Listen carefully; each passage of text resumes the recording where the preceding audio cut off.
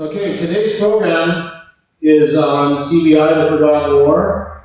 My name is Tony Terrazas. I'm the facility manager here and / program director. So I'm glad to see you all here today. How many of you here are members today? Any members here today? Great, it's good to see you back.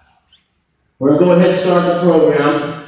I'm going to call for the color guard. Our color guard today is the ROTC from Cathedral City High School. So again, let's call for colors, please. Color guard change. Cut. Carry. Color. Right.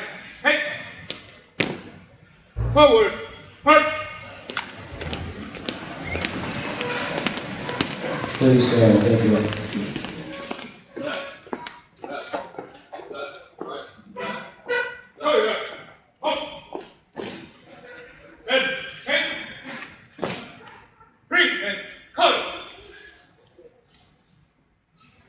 Okay, please join me in the Pledge of Allegiance, folks.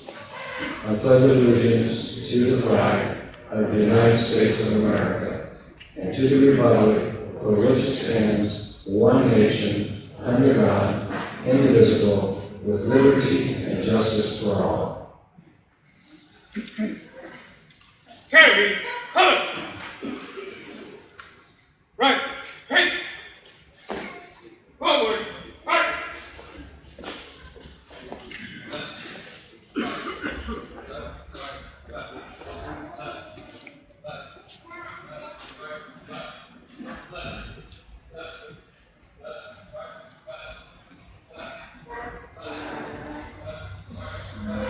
Thank you, ROTC, for doing this.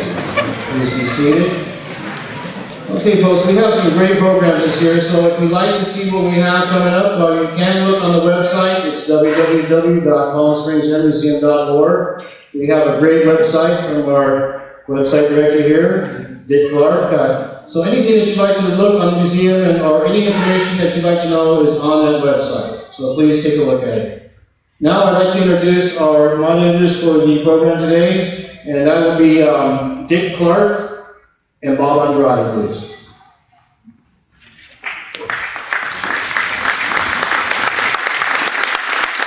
Thank you, and welcome to the Palm Springs Air Museum.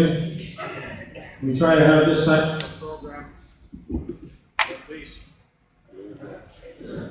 at least twice. Hopefully the microphone in future programs, we plan on replacing the system. You know, everything costs money, and we're a nonprofit organization. Our funds come from donations and funds that you pay when you walk in the door, your admission fees. One thing I might mention, if you enjoy this program today, if you'd like to become a member, individual memberships are $45. What you paid to get in today is a credit towards that. So let's assume you paid the $10 fee coming in for another $35 today. You can come to the programs for the next 12 months and all the days in between. So you might be thinking about becoming a member and supporting the Palm Springs Air Museum also in that manner. We're here to talk about the CBI. They call it the Forgotten War, but I'm not sure that's the correct term for that, because most people have never heard of the CBI, so it's more like a war nobody ever heard of. But it was a big war. Huge battles went on. Land, ground battles, air battles. It was a big, big war. And we like to take the opportunity in these programs to educate our visitors and call attention to the great sacrifices made by the Americans and British during that time. And it was a critical part of the war, strategically. Could I have anybody here serve in the CBI that's seated? If so, please stand. Any CBI veterans? Great, let's give these guys a hand.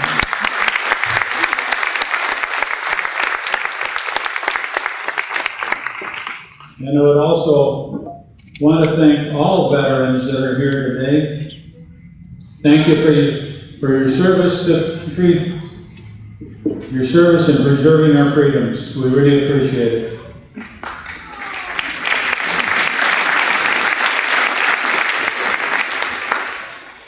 Little overview on the China, Burma, India theater of operations. We're talking about those three countries. Kind of imagine, since we don't have a map behind us, but kind of imagine if you're looking up here, over here on your left, India. In the middle is Burma, and on the right is China. The beginning, both India and Burma are controlled by the British. Of course, China is controlled by China. Across the top is the Himalaya Mountains, and the Himalaya range came across the top and then bends to the south. Well, in 1937, Japan attacks China, forces Chiang Kai-shek and his multi-million-man army out of Nanking, forces them to go back into western China, Chongqing, a couple of thousand miles away from the coast. America's position then is we got to keep this guy.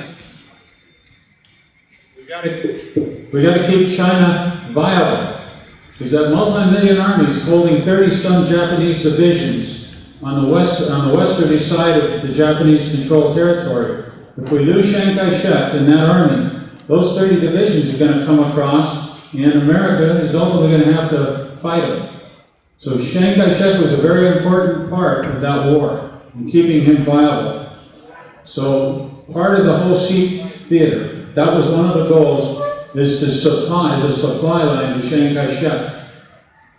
When the Japanese came across French Indochina, they started to threaten to cut off that supply line.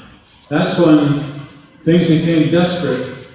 And Chiang Kai-shek, along with an American aviator he hired in 1937 named Claire Chennault, asked for American pilots to come across and help fly and keep the Japanese from cutting off that supply line. These guys became known as the American Volunteer Group, later nicknamed the Flying Tigers. They fought between December of 1941 through July of 1942. Now, in the meantime, as we all know, America enters the war, and we don't need this volunteer group out there, actually mercenaries flying for China. So they were disbanded, and a group called the China Air Task Force came in for approximately 1 year, and then that group became the 14th Air Force. And they flew missions to the end of the war, all under now General Claire Chennault. The next thing that happens to maintain that supply line, because the Japanese moved on the ground, it wasn't anything the Flying Tigers could prevent. Japanese finally took Burma on the ground, so that supply line was cut off. The next way, the only other way now we can supply Chiang Kai-shek is flying over the Himalayas from India. And thousands of flights were made that became known as the Aluminum Trail, or otherwise Flying to Hunt. So those flights were coming out of India, over the Himalayas, landing in China, carrying fuel, food, armament, everything that a million-man army needs to stay viable. The last organization we talk about is the First Air Commandos. That organization is formed to support British General Lord Wingate's resurgence back into Burma to push the Japanese back out of Burma. But that organization, Wingate's group, could not get RAF support. The RAF was busy elsewhere, so they asked for an American group to come in and support that incursion back into Burma, and thus was formed a group called the First Air Commandos. So we have the three groups, again, the goal at all times to keep Chiang Kai-shek viable, and secondly, to keep the Japanese from getting to India. Because if they could get to India, there were a lot of Indians who hated the British so much that they would have gone with the Japanese, and if the Japanese could have gotten across India and met up with the Germans, they would have cut the hemisphere in half and made our job much more difficult. So with that overview, I want to pass the mic over to Bob Andrade, and Bob Andrade will talk to our guests, and you'll hear some of the stories that occurred during that time from people who were there. Thank you, Dick.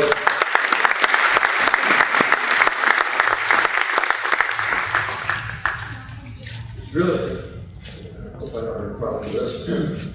It's really my privilege to be amongst these people right here. This has been my passion here, the CBI. I was very young at that time. There's one person that you see on your program who's not here today, and that is Dick Rossi. Dick Rossi was evacuated at Fallbrook. He got back yesterday, and they saved his house. The firemen stayed at 30 feet from his house in Fallbrook. So it's understandable why he can't be here today, okay? What we're going to do here is, I hope this mic holds out, is we'll start over here with Jeff Arnett. Arnett was with the cargo, combat cargo, and he flew the Hump. Each one will tell a little bit of their story. The next person here, I think we're kind of out of order here, but that's okay. Over here is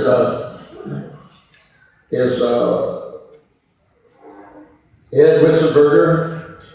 He was with the 51st Fighter Group, and he worked with the Chinese American Composite Group, and he's got quite a story. And there's O.B. Carter. He was one of the First Air Commandos that Dick was talking about. And here's an unbelievable person. He fought in that war, and he stayed there for quite a while. They had all different types of airplanes. And guess what? He's still working here. He's worried about getting off that flight line and beginning to take care of that airplane right now. Okay, and this is Lieutenant Colonel Mulvaney. He flew as a gunner in the B-24 in the 14th or the 10th. I forgot. The 10th Air Force. Okay. Okay, we'll go ahead here and we'll have Jeff Arnett kind of tell us a little about the story. Would you like to sit down, or you're okay there? Okay.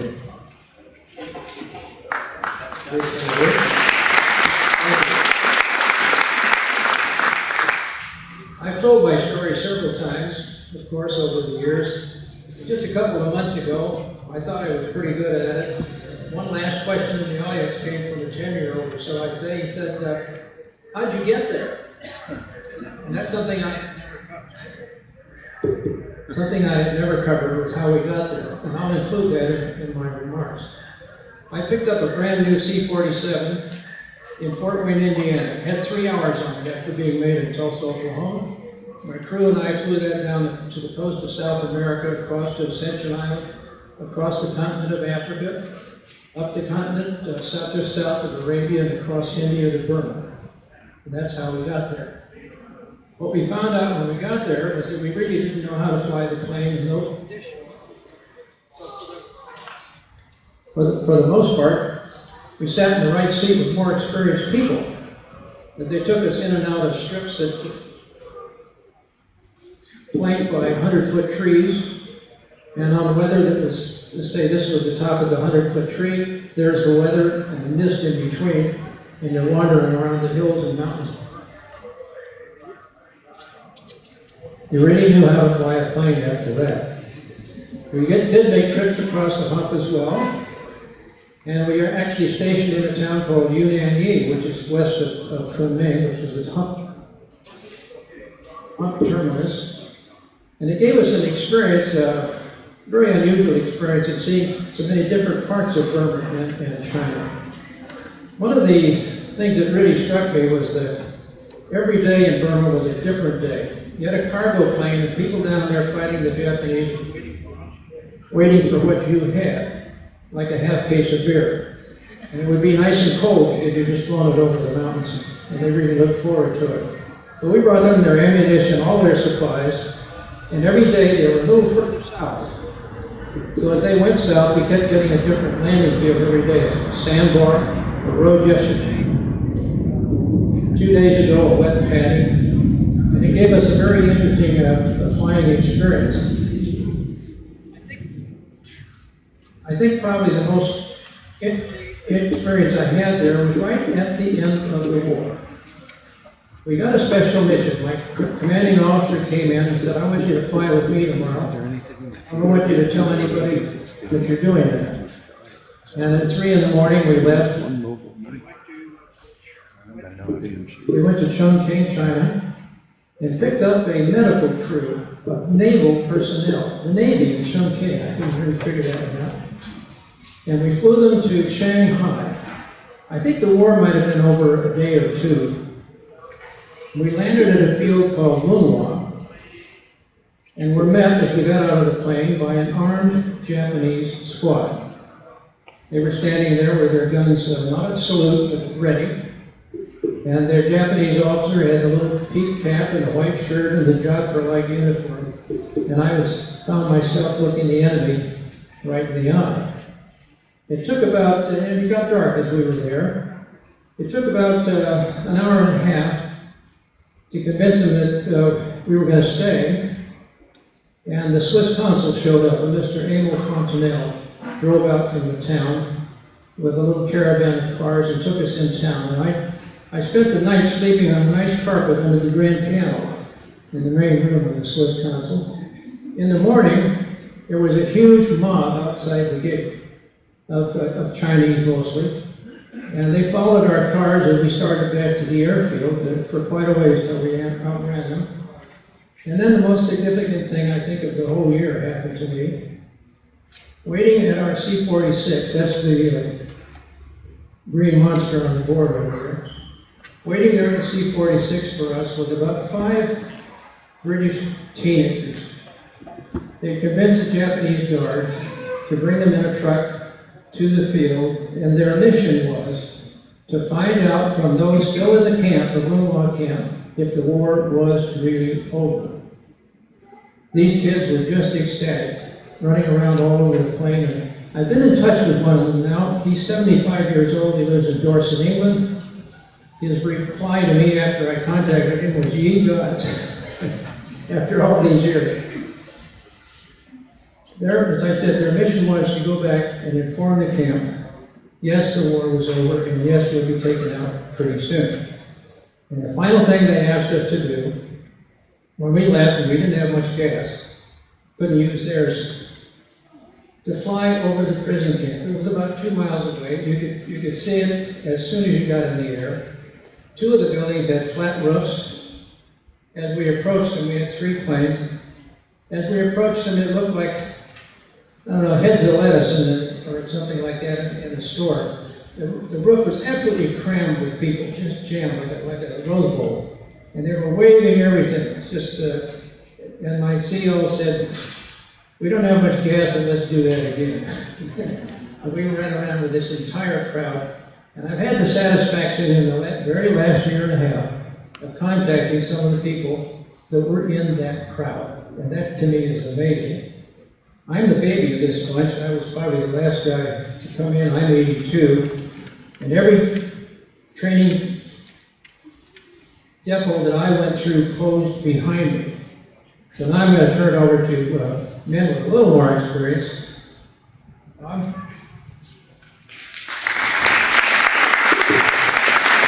you, Jeff. Hey, Ed, would you come up here? Ed has a very interesting story. He's also a member of the Caterpillar Club.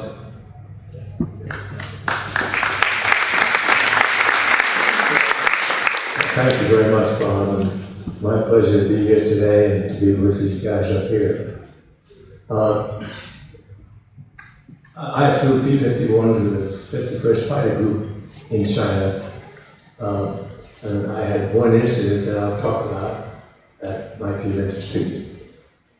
We were flying out of Kunming at that time, and we had gotten some information from higher headquarters that the Japanese were using a museum in the center of the city of Hanoi as their regional headquarters. And the task was given to our group to do something about it. And so the group commander, I had a squadron at that time, and the group commander decided that we would just use 2 ships to try to achieve surprise. And we did that by putting a 500-pound bomb under each wing, total of 400 or 500-pound bombs with delayed fuses. And instead of flying straight down the Red River to Hanoi, we went over to a little to the east, west, the Black River, which kind of parallels the Red River down to, and it joins the Red River in Hanoi. And so we had worked out, we maintained radio silence, obviously, stayed down below the mountains all the way down to the Tonkin Delta floor, and then, which was about 35, 40 miles west of the city of Hanoi. And we just stayed right on the deck and made about a 90-degree turn and headed right to Hanoi itself. And we decided that we'd try to hit it in a lot of part of the afternoon, because the Japanese kind of do the same things as the Spanish and Mexican people do. They take siestas, and it's pretty hot down in Indochina. And so we decided that they'd all be back at work. Maximum number of them would be back at work in their headquarters, and we'd strike then. And so as we approached on the floor, late afternoon, the sun was shining, beautiful day, and the museum had a dome on it, and that originally was a gold dome, and it reminded me of the state capital in Cheyenne, Wyoming, with a gold, or similar gold dome. And we could pick that up very quickly and easily. And so we just stayed right on the deck. We had a given signal, we just rammed our bombs into the building itself. And then one he broke left, I broke right. We came back and just straight the hell out of it several times. And we really had a chief surprise, because we were able to make it off 4 passes before there was anything retaliated on the ground at all. Well, that we headed back and we reconnoitered the railroad back to Kunming, and there's a railroad that runs all the way from Singapore up through Malaya and Indochina and into China itself, all the way up to Beijing. And at that time of the war, our Navy had done such a great job of destroying Japanese shipping vessels that they were more and more dependent upon the use of this railroad to move supplies. And these were supplies, these were oil from Borneo, Balikpapan fields, tin from Malaysia. In the case of Indochina, large amounts of rice from the Tonkin Delta, which for years had been a very large rice producing and exporting area. And what was interesting, and I'll just digress from the mission that we're on, by telling you just a little bit about the political situation that existed at that time. The Germans defeated the French. The Germans permitted the French to maintain a Vichy government, which was pretty much under the German thumb. And the French had a number of colonies, as you know, throughout the world. One of those colonies was French Indochina, what we now know as North and South Vietnam, Laos, and Cambodia. In order to for the Japanese to not be completely involved in maintaining control over the local population, they authorized the maintenance of a continuation of one division of French Foreign Legion troops, and their headquarters was in the Hanoi area. And so, when I bailed out, well, let me put it this way. The second day after we hit that first target, I led another flight down to Vinh, about 75 miles south of Hanoi, where the Japanese had a big ground house, a railroad ground house. And we just 4 aircraft, and we hit that, raked it over pretty good. On the way back, I was told to go in and take another look a day later and see what that museum looked like. So I sent the other 3 aircraft around, circumnavigate the city of Hanoi, and I went in very fast, very low, very hot, I was able to pick out the target that we had hit, and it looked like it had really been busted up pretty good. But just about that time, I felt a couple of thumps, and then I felt a spray on hot spray on my neck, and what had obviously happened was I had been hit in a coolant line. A part of the coolant line goes through the cockpit itself. The 51 is right behind you, there's an inline engine, liquid cooled, pressed on, and if you lose that pressed on, you're not going to fly very much longer. And so I immediately climbed to get as much altitude as I could. I went through the emergency procedures, got about 5,000 feet of altitude and perhaps 15 or 20 miles from Hanoi, rejoined the other 3 aircraft that were circling waiting for me, and they confirmed the fact that I was steaming fluid. And about that time, the engine started, it caught fire, it just got so hot, and there was nothing more I could do but to bail out. So I ejected the canopy.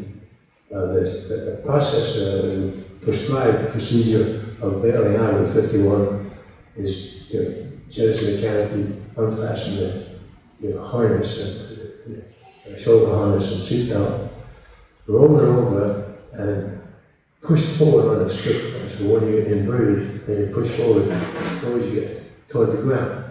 And that's exactly what I did. And it was a very strange feeling. It was very noisy. The air rushing by my helmet and my head just made a lot of noise. And I knew that the Japanese completely controlled the air, and I didn't want to open my parachute too soon. So, it's amazing how you can think in times like that, and you know what you want to do, but sometimes you don't do it. And so instinctively, in a very short while, when I had my parachute open, I realized I pulled the ripcord too soon. And I still had a long way to go to reach the ground. And I noticed that I had this D-ring in my hand from the parachute itself. And I thought to myself, well, geez, that's pretty clever to be holding on to this D-ring. I think I'll just take it back for a souvenir. And then I thought, well, this is a hell of a time to think about collecting souvenirs. So I just dropped it. I landed, and I did break my ankle because of the terrain that I landed in. And I was able to hide for a little bit. And in a short while, I was anticipating certainly to make my way back to China over a long period of time. And I was detected by the French were out there looking for me as well as the Japanese. And fortunately, the French came upon me first. And I was taken to a place called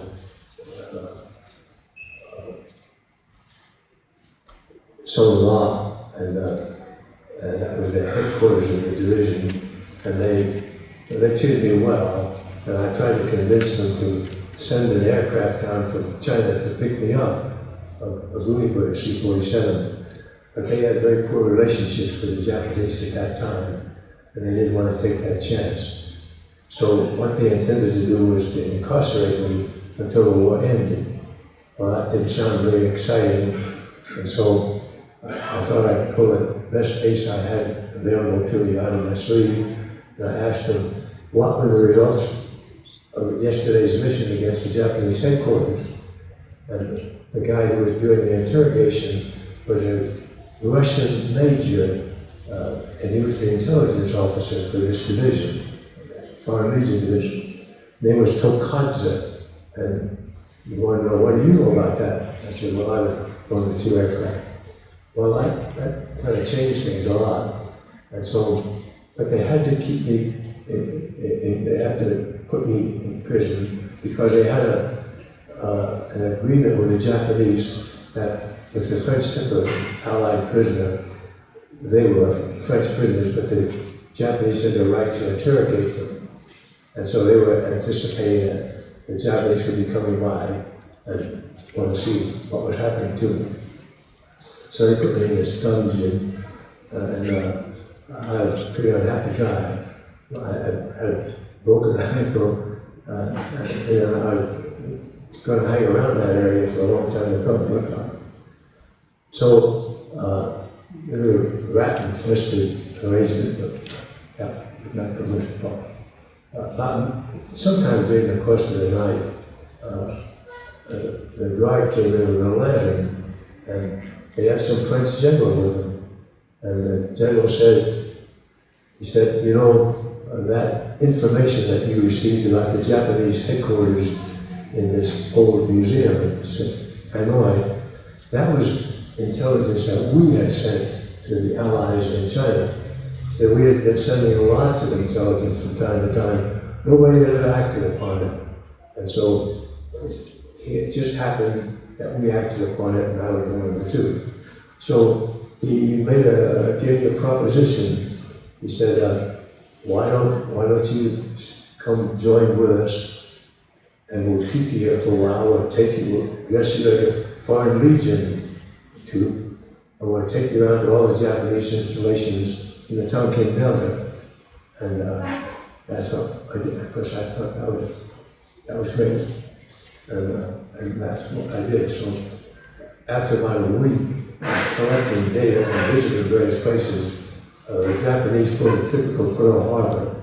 They invited all of the French generals and French dignitaries in both Saigon to the south and Hanoi to a big bash, big dinner. And they simultaneously surrounded all the French fortifications, those that are occupied by the Foreign Legion as well, and attacked them. Well, I was in a place called the Citadel, which was a big French fort, very similar to March Air Force Base, that kind of military installation. And so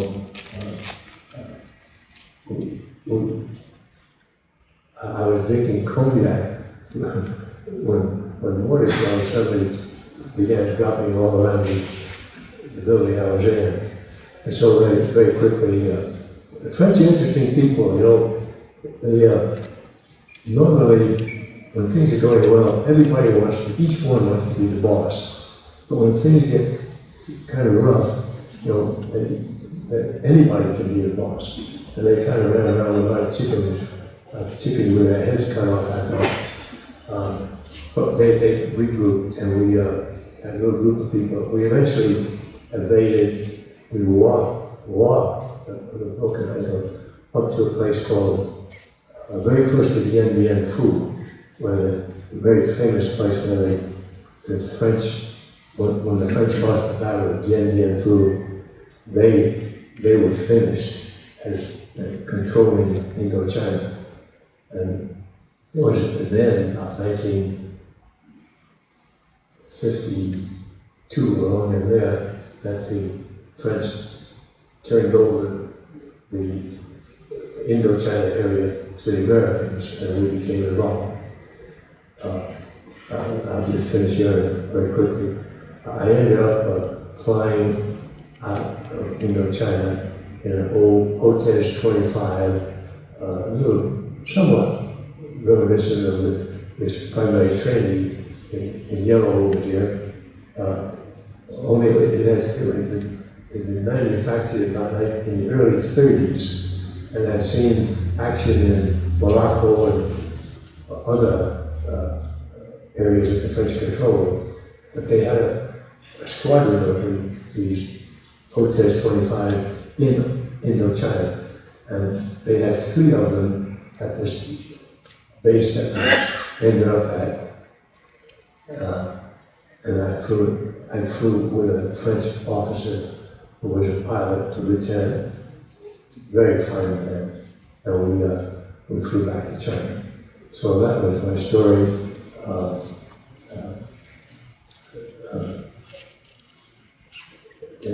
I might just say in brief that on the way back, I wasn't sure that airplane was going to hold together. I did an awful lot of praying, but we lucked out and we were able to find a base that we could identify, COSTAC couldn't name, and made it back safely. My pleasure to be here. Thank you.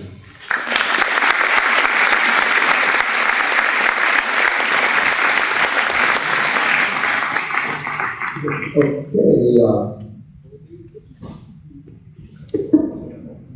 O.B. Carter. Joseph. O.B. Carter, you ready?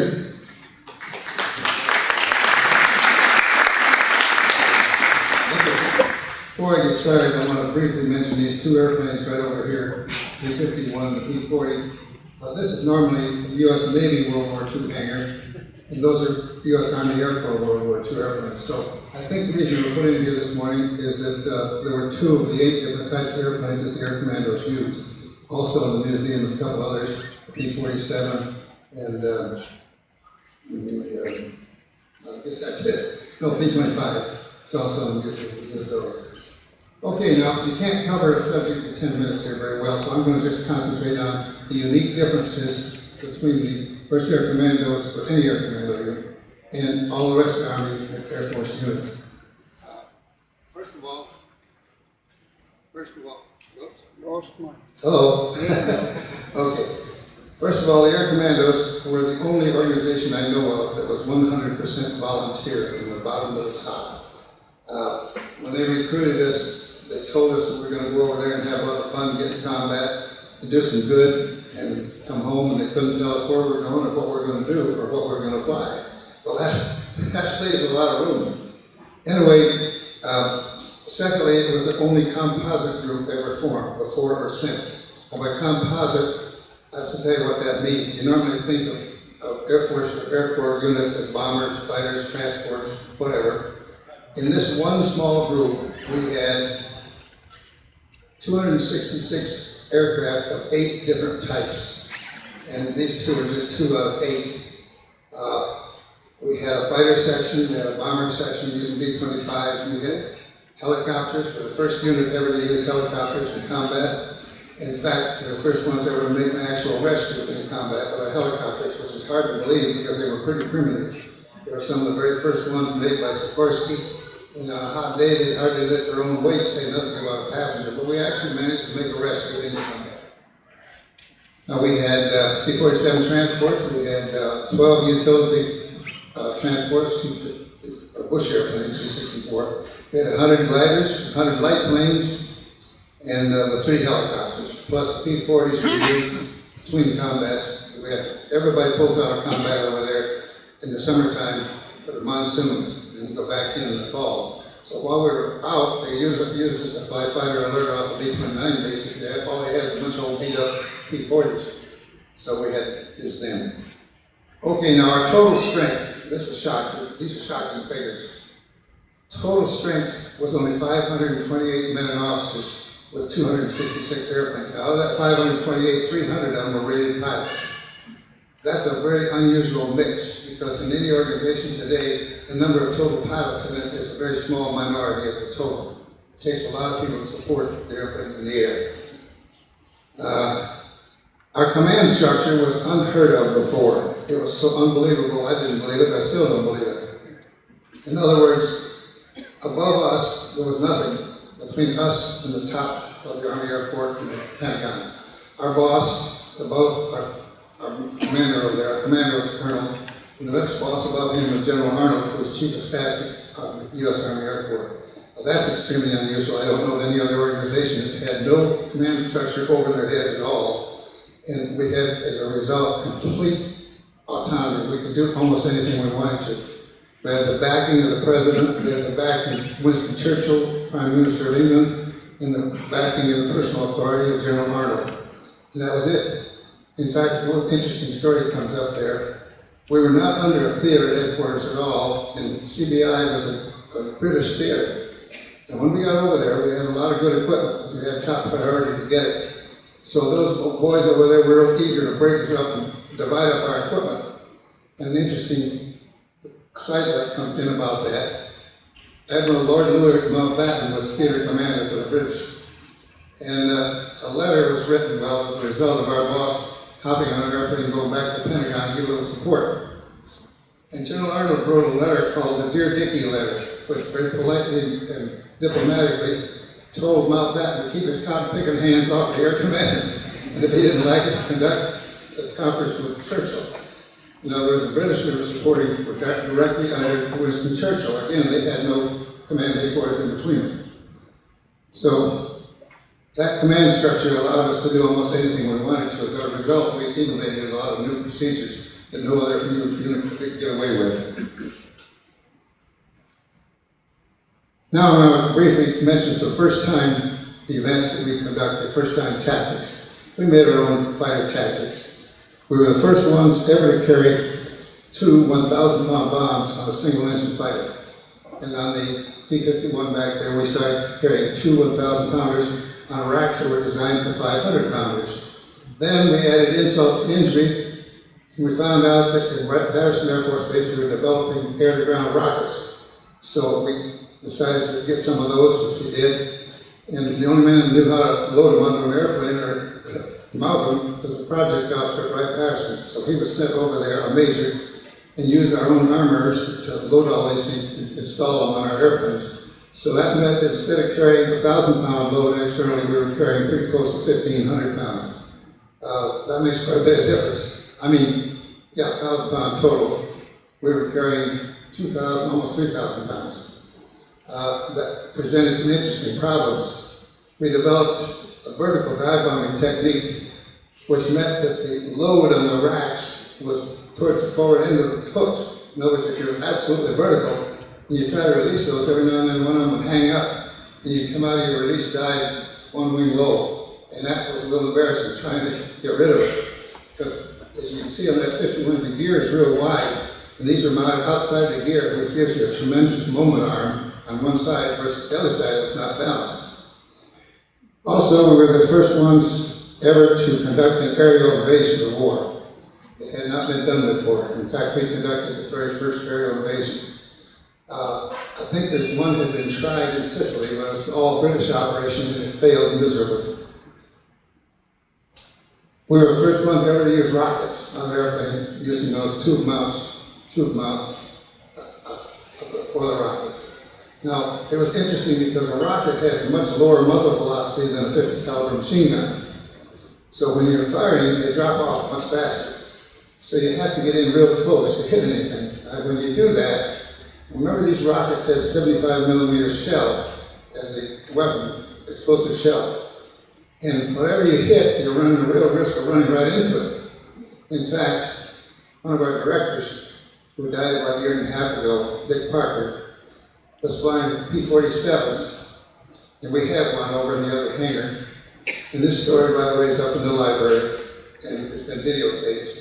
He had 7 of those airplanes shot out from underneath him and was never taken prisoner of war. Now think about that for a minute. That speaks very well of the airplane.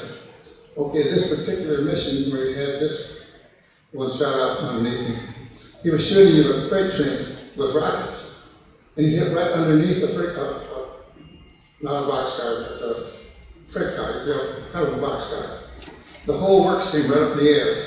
He couldn't miss it, he went right through it. He was still flying, although not very well, but he staggered back to friendly territory before he had to crash land. That's quite a story for an airplane. I've had a few similar experiences, but not nearly that drastic. I think on my very first mission in a P-47, I had the upper 2 cylinders in the front row shot out, and it flew for 3 hours after that. It brought me home. I almost ran out of gas, but nevertheless, it brought me home safely. That's about all I have. I could talk for hours on the First Air Commandos, but it would take all night to tell you all about it. But I don't have the time here today.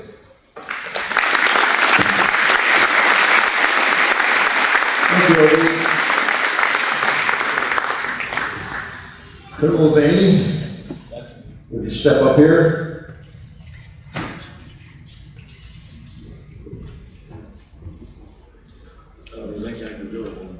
Can you hear me without this mic? Yeah. Good. Okay. I'm going to give you my personal view of what it was like to serve in the CBI. The management may not agree with me, but I'm going to tell you anyhow. Kill a mic. First of all, the CBI was not only a forgotten war, it was an unknown war. When we finished our basic training and were overseas in Biggsfield, Texas, we were Say again.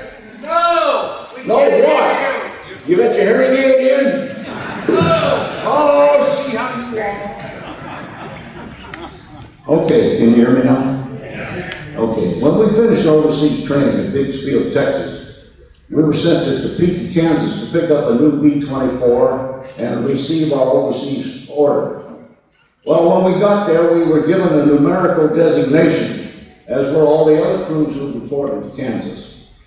And when we went into this room to get our assignment, there were 8 numbers listed on the bulletin board. The first 4 said European Theater. Everybody knew what that was.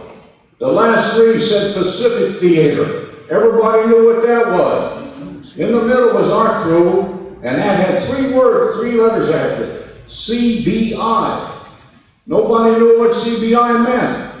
In fact, they didn't even know where it was. Nobody in that room knew about the CBI. So we had to go out and find out. We finally find out that it meant China, Burma, India. Something that nobody knew much about. Now imagine how we felt going to fly combat in the theater that wasn't even well known. The mic is out. Half here, not working. Okay, I'm going to blow you out here. Now, early on in the war, it was decided that Germany and Hitler would be defeated first. That theater received first priority. The Pacific Theater received second priority. And I have to tell you that even though we received the Pacific Service Ribbon for our service in the CBI, India and Burma weren't even on the Pacific Ocean. If you see that big map back there, when you get time, all that blue space was the Pacific Ocean. Way over to the left of all that big landmass, which contained Vietnam, Laos, Cambodia, and Thailand, was Burma. Across the Bay of Bengal was India. Both India and Burma were on the Indian Ocean, not the Pacific Ocean. All my citations read, India, Burma, Theater of Operations. No wonder nobody knew what the CBI was and what we were doing over there. I'll just give you that as a little background to make it unknown. Now, I have to do a lot of stuff here I haven't got time to talk about, but to even get to the CBI was quite a thrill. We started out from Topeka, Kansas, went to West Palm Beach, Florida, went to 2 stops in Brazil, went from Brazil to Ascension Island in the middle of the Atlantic Ocean, went from Ascension Island to the Gold Coast of Africa, 2 stops in Africa, across the Anglo-Egyptian Sudan to Aden, from Aden to the island of Masira, from the island of Masira to Karachi, India, then to Bangalore, India, and finally we ended up at Panaveswar, where we were stationed. This was a trip of some 16,000 miles, 78.5 flying hours, and 23 days. Because we lost an engine over the Sudan and had to wait in the Sudan. We fly an engine from India so we could see. Now when we got to Panaveswar, we found our squadron was in the middle of the jungle clearing. Of course, we had a runway, but we all lived in thatch huts. Now, these roofs were thatched, and they had the tendency to blow away when the monsoons came. So a lot of times we were in huts without thatch roofs. However, we got along with that, but it was very difficult getting along with the mosquitoes, the other insects, cobra snakes, along with malaria, yellow jaundice, and dengue fever. These things you couldn't escape. Even though you took Atterbury tablets would turn you a dead yellow, you still got malaria when you stopped taking them. It only stopped it for a while, it didn't prevent it. So that was my idea of heresy. Well, I wouldn't say paradise, but that's not the word to use. Okay, now, we had extreme heat there. Every day it was anywhere from 110 to 90 degrees. Oh, good Lord, okay. Now? Okay. 110 to 20 degrees every day. This is silly. Anyhow, the extreme heat was such that we couldn't work in the daytime on any of our aircraft. If you touch the outside of the B-24 in that heat, you're going to leave part of your flesh hanging there. And it was anywhere from 125 to 150 degrees inside of B-24, so you couldn't work there. So the squadron flight surgeon put out this order: no work will be done on any aircraft between dawn and dusk. All work on aircraft had to be done at nighttime. So now you know what we did during the daytime. Nothing. Okay. Now, I showed you the enlisted men lived in thatch huts. And that was about the size of it. We didn't have any place to go, and there were no NCO clubs or anything like that. But in our group also, there were no automatic decorations given for 25 or 30 missions. You might get an air medal if you had 100 hours accrued combat time. And if you had 60 to 70 missions, you might get the DFC before you were sent home. Now, that's not to take anything away from the people in Europe. They had a hell of a war to fight, and we understood that. But in Burma, it was just a little bit different.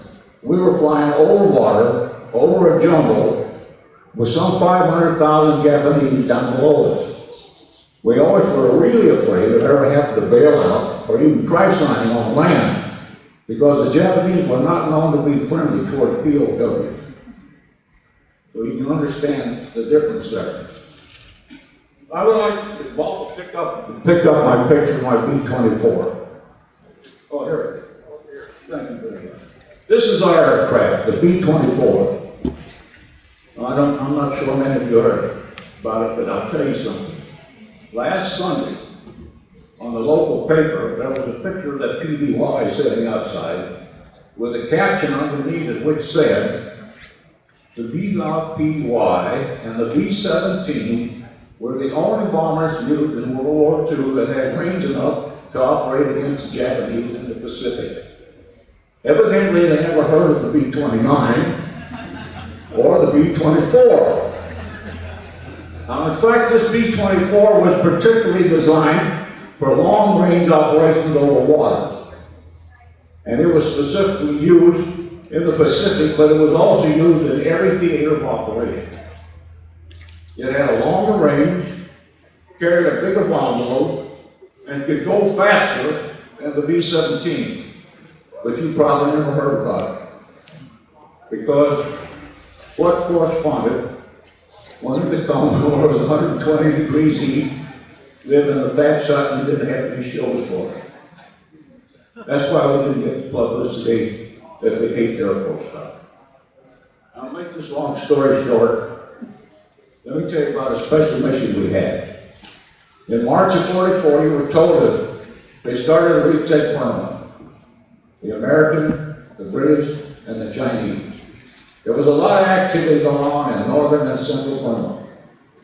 And at the same time, the Japanese were preparing to invade northeast India. And to do that, they were going to use a railroad they had built from Rangoon up to the border of India. Now, this couldn't be allowed. It had to be stopped, so the 7th Bomb Group was designated to stop this invasion. Special preparations had to be made. This was a long mission, 10 to 13 hours were planned. Even to get to the target area was 850 some miles. So we had to install a 450-gallon bomb bay tank, and a special bomb was made.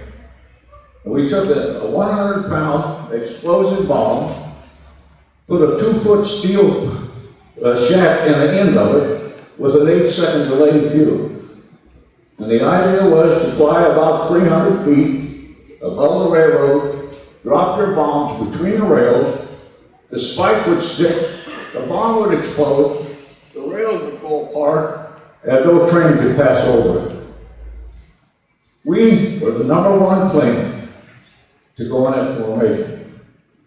And for some reason, I was on the tail gunner with the squadron commander and the group commander, Bert Colonel. The whole mission was specially planned. We were first to go in, and we flew all the way to 850 miles below radar range over the Bay of Bengal. When we turned inland, we started receiving fire from Jap gun emplacements up in the hills shooting down at us. So we went along dropping our 16 100-pound bomb, doing a pretty good job of blowing the rails apart, when all of a sudden, here we go, 20mm machine gun fire. We were dropping our last bomb, and they got to us. Now our waist gunner was an immediate KIA, as was number 3 engine and the fuel cell in the right wing. In fact, fuel was coming back so strongly that we had to put on our oxygen mask so we could breathe. Of course, the pilot took immediately away from the railroad, got out over the Bay of Bengal, and said, okay, this is it, start throwing everything out. We picked everything up that was loose. We got rid of everything but our parachutes and our life vests. We even tried to call the ball turret, but a shell had broken the bracket so we couldn't lose it. Now, just about that time, it was dark. The word came back that number 3 was being feathered. We knew that a plane in that condition could not fly with 2 engines out on the same side. So we all prepared to ditch. Now we had a lot of training in ditching, so we knew what to do. So down we came. The tail landed first. The nose broke off right in front of the pilot and sank. The pilot and co-pilot were set lifting in their seats with the plane sinking down. Cracked in the middle of the waist here, and the tail came down. All left was floating was the wings because we used most of our fuel. We didn't even get over 10 hours when we went down. The bombardier had sense enough to get on top of the cockpit and pull the handles there that released the 2 life rafts that were always stored there. So we were in the aircraft. I found myself inside the aircraft underneath the water. Now, how I got out to this day, I don't know. But all of a sudden, I found myself outside the aircraft, swallowing salt water. And here comes along the bombardier and little Jimmy, for God's sakes, get in the dinghy, get out of here. So he pulled me in. It took a long time to round everybody up. We were all injured, and it was nighttime. But finally, we all got in there, and we floated all that night, all the next day, when all of a sudden, out of the blue came this great big British Liberator. Now it was almost a miracle that he had found us, because we had drifted some 150 miles from where we had ditched. Anyhow, they flew around us, dropped us some water, gave us a message, help on the way. The next day at PBI, just like that one sitting out their side that you see there, picked us up, took us back to India, where we were all heroes for a day. We were heroes because we were the second crew that had been shot down and rescued up to that time in the CBI. Well, we went to the hospital, we got all patched up. 10 days later, I came back to my squadron. None of the guys I flew with were there. I never found out what in the world happened to them. I was the only one left. Well, after I flew 4 more missions, they started messing around with me and said I was going on a bond tour. Now you can imagine a staff sergeant going on a bond tour. So I knew they were messing around with me. Anyhow, I came home. Now some 40 years later, I found out that if you had been shot down and rescued in CBI, you weren't supposed to fly anymore. 40 years. And also, there was no bond tour.